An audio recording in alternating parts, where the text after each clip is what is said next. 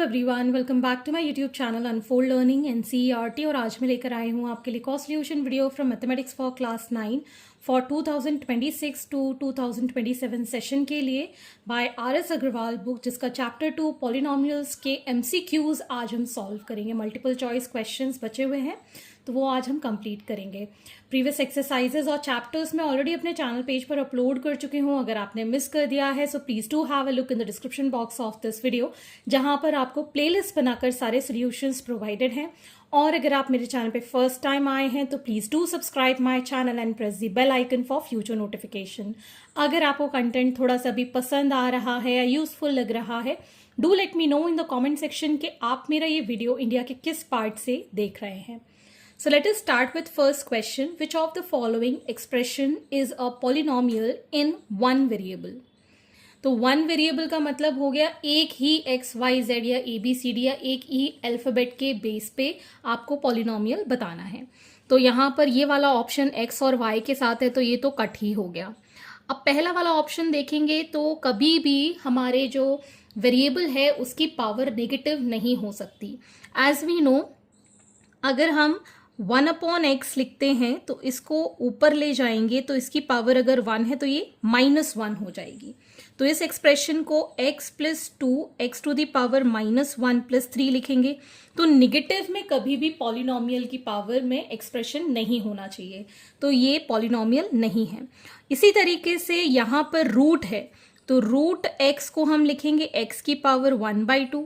ठीक है, यहां पर 1/√x है तो इसको x की पावर -1/2 लिखेंगे।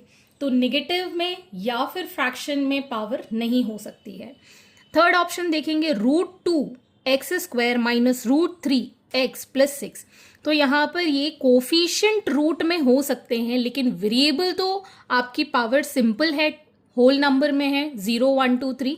तो option number C is correct. समझ में आया? अगर आपने प्रीवियस एक्सरसाइजेस के वीडियोस, इस चैप्टर की जो एक्सरसाइजेस मैंने कराई हैं, अगर वो वीडियोस देखे होंगे तो आपको बिल्कुल ये क्लियरली समझ में आ गया होगा। अगर अभी तक नहीं देखा है तो प्रीवियस एक्सरसाइजेस जरूर देखिएगा, बाद में ये एक्सरसाइज कीजिएगा ताकि आपको कोई भी दिक्कत ना हो इसको सॉल्व करने में। विच of the following expressions is a polynomial? तो यहां पर अगेन √x है तो मतलब x की पावर 1/2, तो ये तो हो नहीं सकता। यहां पर x - 1/x + 1 ये एक्सप्रेशन हो सकता है। यहां पर अगर हम इसको ऊपर ले जाएंगे x की पावर -2 हो जाएगा, तो ये भी पॉलिनोमियल नहीं है। और यहां पर देखेंगे ये जो है इसमें इसको सॉल्व करेंगे, x की पावर 3/2 ऊपर है, नीचे है x की पावर 1/2 तो -1/2 हो जाएगा। तो x to the power LCM लिया 2 3 -1, सो ये आ जाएगा 2/2, कैंसिल करके यहाँ बचेगा x की पावर 1। तो ये जो एक्सप्रेशन है इसको हम x² + 2 × x + 6 लिख सकते हैं। ठीक है ना, ये मैंने अभी आपको सॉल्व करके दिखाया। इसकी पावर नेगेटिव में हो जाएगी और एलसीएम लेके सॉल्व करेंगे तो पावर 1 में आ जाएगी। और ये वाला expression it is not a polynomial. इसको अगर हम सॉल्व करेंगे तो ये पॉलिनोमियल के फॉर्म में आएगा या नहीं आएगा ये हमें नहीं पता है। ठीक है ना, तो हम option number D as a polynomial लेंगे। ठीक, which of the following is a polynomial? तो यहां पर अगेन y वेरिएबल है, y की पावर कितनी हो जाएगी? ये रूट में है तो 1/3, तो ये पॉलिनोमियल नहीं है। ये रूट में है तो y की पावर 1/2, तो ये भी पॉलिनोमियल नहीं है। यहां पर y की पावर -1/2 हो जाएगा ऊपर जाके, तो ये भी पॉलिनोमियल नहीं है। So option number C, a single y is a polynomial. Which of the following is a polynomial? Again यहाँ पर 1/x है तो ये पॉलिनोमियल नहीं है, ये भी 1/x है तो ये भी पॉलिनोमियल नहीं है, √x है तो रूट में x की पावर 1/2 हो जाता है तो ये भी पॉलिनोमियल नहीं है। -4 it is a constant and it is also a polynomial. कोई भी रियल नंबर पॉजिटिव, नेगेटिव या फिर 0 अगर दिया है बिना वेरिएबल के तो वो पॉलिनोमियल कहलाता है। विच of the following is a polynomial? तो यहाँ पर नेगेटिव पावर है तो ये पावर में है इसलिए इसको पॉलिनोमियल नहीं लेंगे। यहाँ पर भी नेगेटिव में पावर है, यहाँ पर भी नेगेटिव में पावर है। जैसे कि मैंने बताया, all real numbers 0 positive negative जितने भी नंबर्स हैं वो सब क्या होंगे? एक पॉलिनोमियल कहला सकते हैं बिकॉज वो कांस्टेंट होते हैं। विच of the following is a quadratic polynomial? Quadratic का मतलब होता है हाईएस्ट पावर या फिर डिग्री कितनी होनी चाहिए, 2 होनी चाहिए। तो यहां पर आप देखेंगे डिग्री 2 डी वाले में है, so option number D is correct. Which of the following is a linear polynomial. Linear का मतलब होता है जिसकी हाईएस्ट डिग्री मतलब हाईएस्ट पावर कितनी होनी चाहिए, 1। तो यहां पर तो 2 है, ये सिंगल 1 है, तो ये हमारा ऑप्शन करेक्ट हो जाएगा। तो ये तो पॉलिनोमियल है ही नहीं, डी ऑप्शन, तो इसको तो हम लेंगे ही नहीं। और यहाँ पावर 2 है, तो ये क्या कहलाएगा, क्वाड्रेटिक। ठीक है।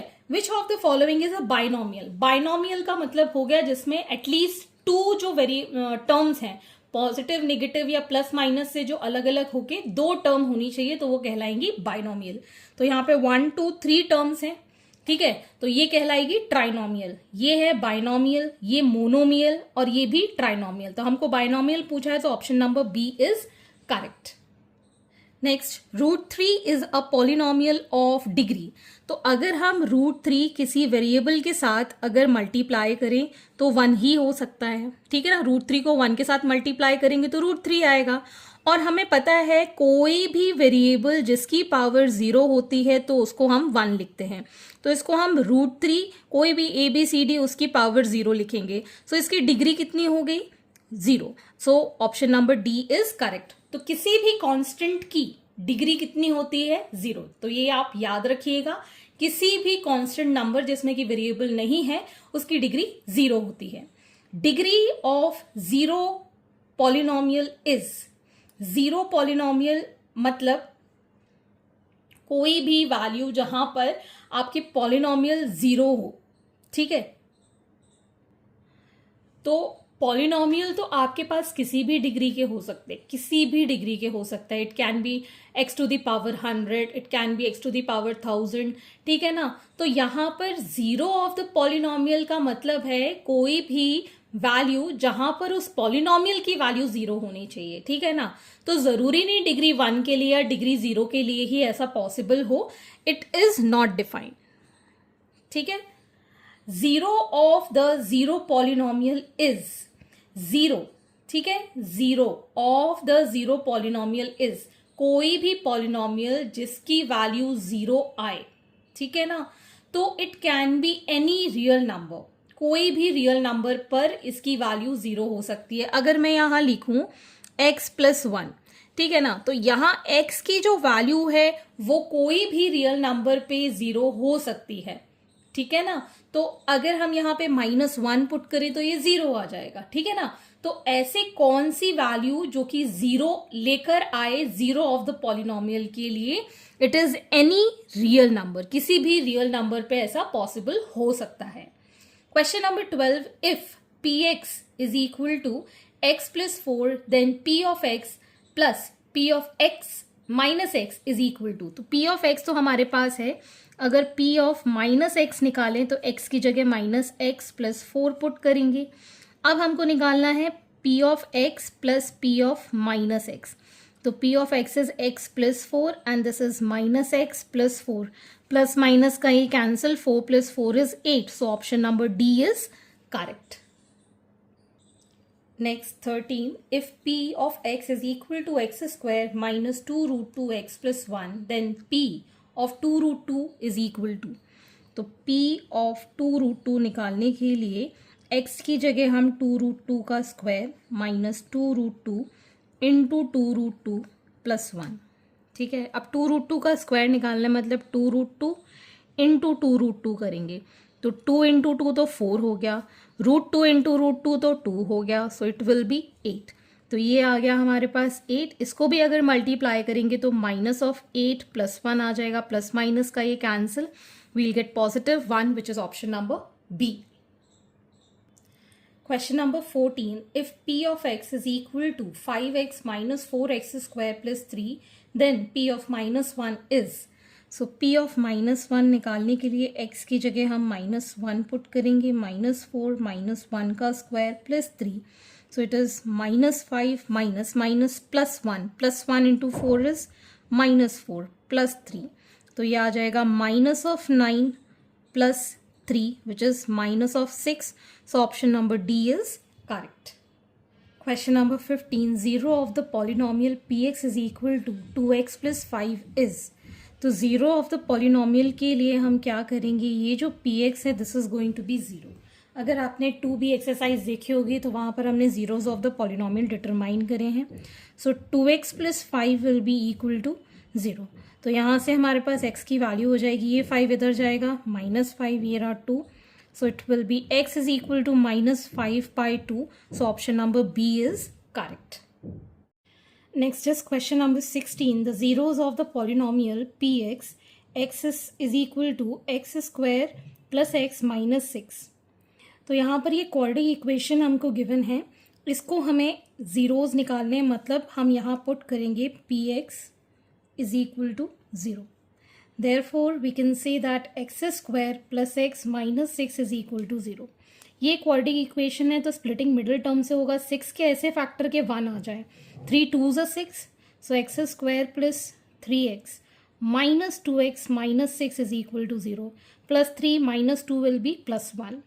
तो इन दोनों से हमने x कॉमन लिया, x plus 3 minus 2 कॉमन लिया, x plus 3 is equal to 0। पूरे एक्सप्रेशन से x plus 3 कॉमन लिया, x minus 2 is equal to 0। so either x plus 3 is equal to 0 से x की वैल्यू आ गई -3, और x minus 2 is equal to 0 से x की वैल्यू आ गई 2, या तो -3 या फिर 2। सो ऑप्शन नंबर सी 2 और -3 this is correct. Next is 17 question. The zeros of the polynomial px is equal to 2x² plus 5x minus 3 are. तो वही सेम प्रोसीजर हम यहाँ फॉलो करेंगे, px की वैल्यू 0 हो जाएगी, and so 2x² plus 5x minus 3 is equal to 0। अब ये अगेन क्वाड्रेटिक इक्वेशन है, सो फर्स्ट और लास्ट टर्म का मल्टीप्लिकेशन करेंगे, 2 3s are 6, 6 के ऐसे फैक्टर्स के 5 आ जाए, so 2x² plus 6x minus x minus 3 is equal to 0। 2x common, x plus 3 minus 1 common, x plus 3 is equal to 0. So x plus 3 into 2x minus 1 is equal to 0. So we can say that either x plus 3 is equal to 0 से x की value -3, और 2x minus 1 is equal to 0 से x की value 1/2। ठीक, so option number B is correct। Question number 18. The zeros of the polynomial px is equal to 2x² plus 7x minus 4r। Again zeros निकालने हैं तो px की value कितनी हो जाएगी 0।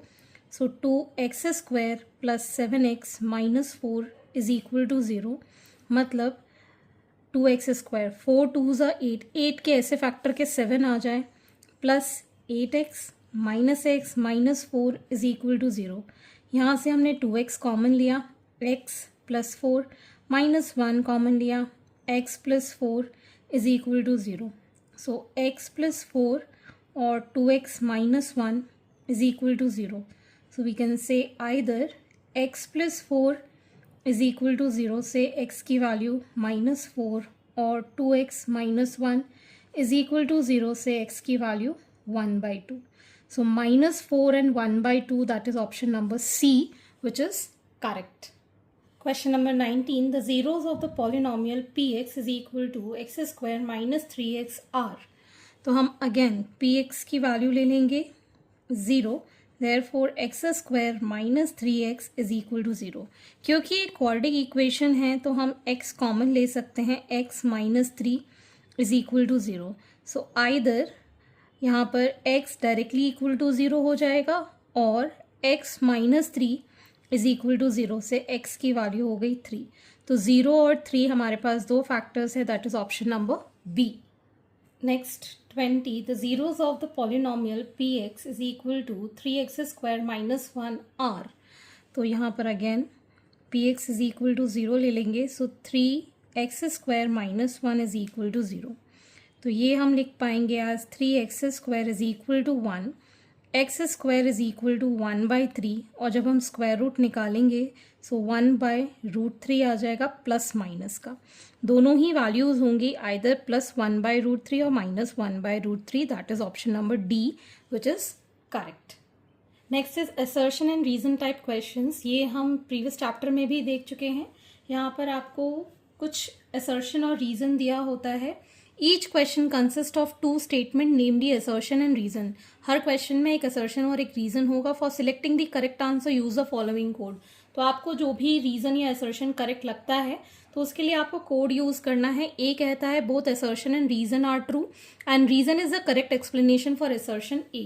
कि असर्शन और रीजन दोनों ही करेक्ट है और जो रीजन दिया है वो ए को बिल्कुल जस्टिफाई कर रहा है। Both assertion and reason are true.